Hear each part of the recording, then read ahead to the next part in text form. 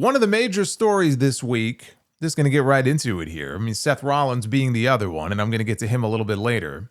It's nice to have actual real news to discuss, even though it's bad news. But one of the major stories this week concerns the status of Andrade El Idolo in AEW. Andrade, the first man to go from WWE to AEW, back to WWE, and then back to AEW, but now technically back to WWE before he ultimately ends up back in AEW. And if that sounds confusing, it's because it is, and nobody seems to know what the hell they're doing.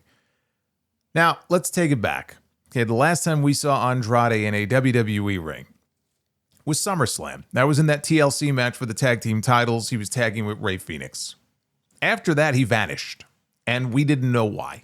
And then it was reported that he had multiple wellness violations this year, and that he even ghosted the company for a period of time where, they couldn't get in touch with him, which is a no-no. You can't do that. What he failed for, we don't know. A wellness violation doesn't mean he failed a drug test necessarily. It can mean any number of things, right? None of them good. You would assume that means he was unhappy with creative, but we don't know anything for sure, and Andrade hasn't spoken about it. Right? But it did show us that WWE is no longer reporting on wellness failures like they used to, because this is the first that we heard that he had failed anything, and it supposedly happened multiple times. So WWE decided, you know what? He's not worth the headache, and they fired him. And it was said that he had no non-compete clause because when they fired him, outright, and they weren't paying him, he was free and clear to go elsewhere. When you have a non-compete, there's a period of time, usually in WWE main roster anyway, it's 90 days, where you are not allowed to work anywhere else. And they will pay you your downside for whatever that period of time is, right? So you're technically still under contract with them. And that didn't appear to be the case here.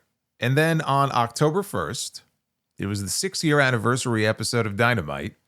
The lights go out. And when they come back on, Andrade is in the ring and he attacks Kenny Omega. And then he becomes the 17th member of the Don Callis family. Now, it wasn't surprising that he would end up back in AEW. It was surprising that he was allowed to show up on TV as quickly as he did. And then, as quickly as he returned, he disappeared. Now it's been 3 weeks, and he has not been back on TV. They haven't even mentioned him on commentary. You would never even know that angle happened. Right? It's very, very strange for someone to come back and attack one of the biggest stars in the company, and it's as if they use the Men in Black tool, to wipe everyone's memory. Brian Alvarez was the first to report that he is not injured, but something was holding him up with his non-compete clause with WWE. Right? He did wrestle for the Crash promotion on October 3rd in Mexico. He won their world championship, but then nothing since then. And he was scheduled to wrestle LA Park on an indie show in Georgia next Sunday, but he got pulled from the advertising. I believe he was supposed to wrestle in Puerto Rico this weekend. He got pulled from that as well. So then Mike Johnson, a PW Insider, chimed in and he said that while the initial belief in WWE circles was that since Andrade was cut outright, he was not going to be paid his 90 days and therefore he was free and clear to wrestle elsewhere. Now he was told that after making those appearances for AEW and for the Crash, WWE clarified to Andrade that even though he was not going to get his 90 days pay, he was still subject to a period where he could not wrestle anywhere else. And one WWE source told Johnson that the company was not going to have a system where someone could theoretically leave due to violating their policies and then wrestle somewhere else the very next day. So then we heard this from Fightful Select, that they spoke with sources who said that Andrade has a good lawyer and could fight WWE's expiration period, but it's unlikely that it would be resolved in the 2 months left on a 90-day window, especially if he's not being paid. Though I should point out, it has not been confirmed whether he is or is not being paid still, by the company. The belief is that he is not being paid, but we don't know that for sure. Then, later that same day, per Mike Johnson, he said the word making its way around Lucha Libre circles is that Andrade could be kept out of the ring for a hell of a lot longer than 90 days. It could be up to a full year. And, due to the breach of his deal, just showing up on Dynamite would constitute a breach, forgetting any wellness violations. And so then Brian Alvarez chimed in again and said that it's been confirmed through multiple sources on their end that the new TKO contracts have a clause where if you are fired, there is a 1-year non-compete. The older contracts apparently had this, but now it's standard. And this is the holdup involving Andrade. I wonder if that was something they instituted after they released Jeff Hardy a few years ago. Remember when everybody thought that he was intentionally trying to get himself fired? And then a few months later, he ended up in AEW. What was that? 2021, I think. He's claimed that he wasn't trying to get fired, but he did end up in AEW as soon as his 90 days were up. So I don't know if that was something that stemmed out of that incident or if it goes back further than that. Sean Ross Sapp later found the specific language in WWE's contracts about the for cause extension, if you're fired for cause. I'm just going to read it straight to you. I mean, it's a lot of legalese here, but this is what it says. Upon termination of this agreement by promoter for breach of the terms hereof, wrestler shall not work, appear, or perform in any capacity for any professional wrestling, sports entertainment, mixed martial arts, and/or ultimate fighting organization, promotion, or entity not owned or controlled by the promoter for any affiliated or subsidiary company hereof. In the United States for a period of up to 1 year from the date of such expiration or termination, as specified by promoter in the notice of termination, provided, however, that if no lesser period is specified by promoter in that notice of termination, such period shall be 1 year. And then there's also a quick follow-up that says, in no circumstances whatsoever shall either party to this agreement be liable to the other party for any punitive or exemplary damages, and all such damages, whether arising out of the breach of this agreement or otherwise, are expressly waived. You cannot fire someone for cause or any other reason and restrict their ability to work somewhere else while at the same time not continuing to pay them. I just don't see how that's enforceable. So they are either still paying him through next year, or he needs to be on the phone with Frank the lawyer yesterday and fight this. I mean, this is also ridiculous when it comes to classifying these talents as independent contractors. I mean, we already know what a farce that all is with all these companies. You know, all of them that make these guys sign contracts. You know, working independently and booking your own shots, that's one thing. But if you work for WWE or you work for AEW or you work for TNA, you know, classifying these people as independent contractors is something that they've gotten away with for years. And they always will. Because not enough big names with any real juice have the desire or the guts to actually challenge this in court. But the real issue here is keeping this man from working in his chosen profession, at least in the US, for up to a year, especially if he is not being paid during that time. I just don't see how any court is going to enforce that if he wanted to challenge it. I don't care if you say, oh, he breached his deal. 1 year is excessive. 3 months is reasonable, but you still have to pay the person. And if you don't want to pay the person, then cut them and be done with it.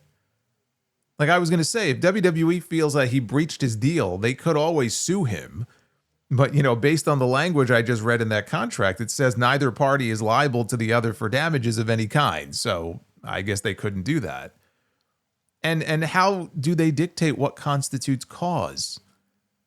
Right? They may well have legitimate cause in this situation for firing Andrade. I'm just asking the question, how do they define such a thing? Because in theory, if someone was being problematic and they thought they might end up working for AEW, or they knew they wanted to go work for another company like AEW, right? Let's just say they could fire them, you know, for cause, just to restrict them from going to work there for an extended period of time. I mean, it's not as if these companies are above being petty. I mean, the whole thing just sounds shady as all hell. But someone would need to seriously challenge it. And a lot of wrestlers, they won't do that because they don't want to burn that bridge, right? And or they don't have the financial resources for a long, drawn-out court battle with $1 billion company. Because these things cost a lot of money. Now, there have been other instances over the years of WWE talents getting out of their non-competes. I mean, Brock Lesnar was the highest profile case. He wanted out of that company in the worst way. So much so that he willingly signed a release that carried a non-compete through the year 2010. This was in 2004 when he left the company. That's a pretty long non-compete. I couldn't remember if it was for 10 years or if it would expire in 2010, but I found an AP story that said it would have expired in 2010. So even if it was 6 years, that's still a long time. And he would not be permitted during that time to wrestle anywhere else or do any sort of combat sports. Like, that's how desperate he was to get out of that company. And if social media was around then the way it is now, you'd have the same idiots saying, well, he signed the contract, so deal with it. He signed it. Even though a non-compete that long is completely outrageous and would never, ever hold up at a court of law. I mean, it's indefensible. Oh, but he signed it, so it's enforceable. You know, according to the way these people think, WWE could have had Brock Lesnar sign a release form stating that if he wrestles anywhere else in the next 10 years, they get to send a posse over at high noon to kidnap his wife and burn down his house. And that's okay, because he agreed to it. No, you imbeciles. When you push the limits of what's reasonable and what is not reasonable, eventually someone is going to tell you, you can't do that. It doesn't matter if the other person agreed to it. That's not the point. You know, with Lesnar, he and WWE eventually settled out of court, and the non-compete was voided. Same situation, or similar anyway, with Alberto Del Rio. You know, when he was fired in 2014 for slapping that social media guy for a racial slur, they reached a settlement, and he was able to wrestle somewhere else. I think like a month later, he was wrestling in a couple of different promotions. Of course they settled. WWE does not want these types of cases litigated in court. They would rather settle them quietly and not make an issue out of it. But the person has to first challenge them on it if they feel they're being wronged. I don't know if that's what Andrade is going to do. I mean, no one looks good in this story. Not Andrade, not WWE, not AEW. Because it seems like Tony Khan and the AEW legal team, they simply took this man at his word without doing their due diligence. And maybe Andrade really didn't know. Maybe he didn't realize and he thought there was no non-compete. But when it comes to stuff like this, you would think that this company and all the money at their disposal and all their legal eagles that work for them, this is what they're there for. Right? You shouldn't just take the guy at his word. He could be lying, or he may not know. Right? They would have their lawyers verifying these types of things, one would think, before they put these people on their television show. I'm just not sure how something like that happens. You know, with a man in Tony Khan who has publicly chastised WWE in the past for contract tampering. He was well aware of the controversy around this man's release. And you know how WWE is when it comes to these non-competes. Like, if you're AEW, how do you not check that out first before throwing him out there so quickly like that? You know, we have him booked for House of Glory next month, which is still a little ways off.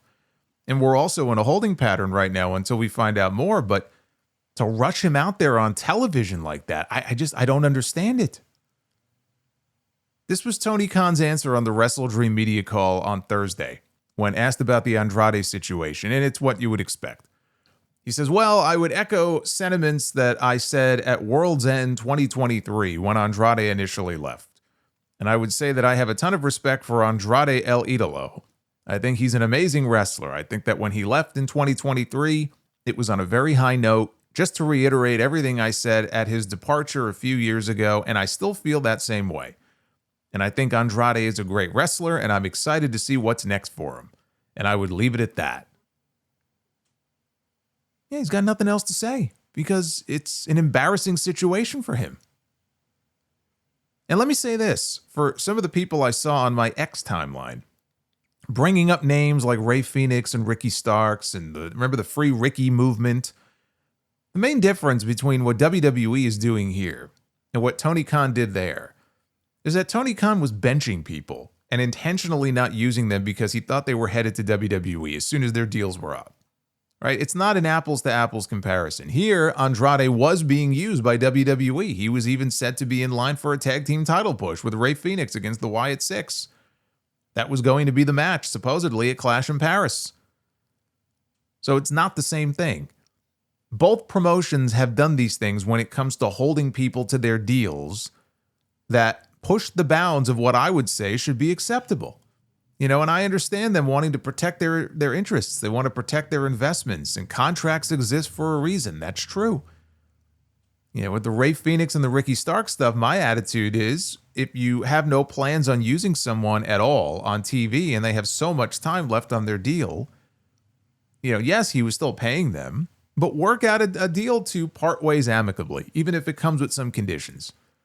I just don't see the point in keeping someone like that under contract if you don't plan on using them, or if they're going to be a malcontent on social media. In this case, there are a lot of judges out there, I'm sure, who would look at this and say this is not enforceable. And if they rule that way, that could be a major headache for WWE and for AEW and for TNA and any other promotion that might have non-compete language written into their contracts. And if he fights this, it may take some time, but I doubt very seriously that Andrade is not going to be wrestling in the United States or not going to be back on AEW television, very soon. I'm sure he will be. I don't know how long. I don't see him sitting out for a year. This is going to end up being worked out in some way. But even if they do pay him, a year is too excessive. And if they're not paying him, I just don't understand how there are actually people out there defending this bullshit online to their dying breath. Like if AEW pulled this shit, I would feel the exact same way. But then you would have the AEW fans leaping to their defense, right? It's just, again, it's this tribalism that takes effect, and I think it takes a hold over people's brains. So now we're getting into language of what's legal by the letter of the law and what's reasonable and actually enforceable. We may soon find out. I just got done talking about non-competes last month when the FTC abandoned its move to ban non-compete agreements, which you knew was coming once the new administration moved in. Like, you knew that shit was dead on arrival. Right? That rule would have covered not only employees, it would have covered independent contractors. And even if the rule had gone into effect, I'm sure WWE would have found their way around it. There would have been some kind of loophole. They would have done what AEW does and just not release people. They would hold on to them until their contracts expired, even if they didn't want to use them anymore. But my favorite part of that whole story, the FTC story, was the new chair of the FTC at the time saying, instead of a blanket national ban on non-competes, we're going to send enforcers out looking for bad non-competes that violate the Sherman Act. Yes, they were going to send people out to do this, a force of 1,400 employees to police the entire U.S. economy for bad non-compete agreements.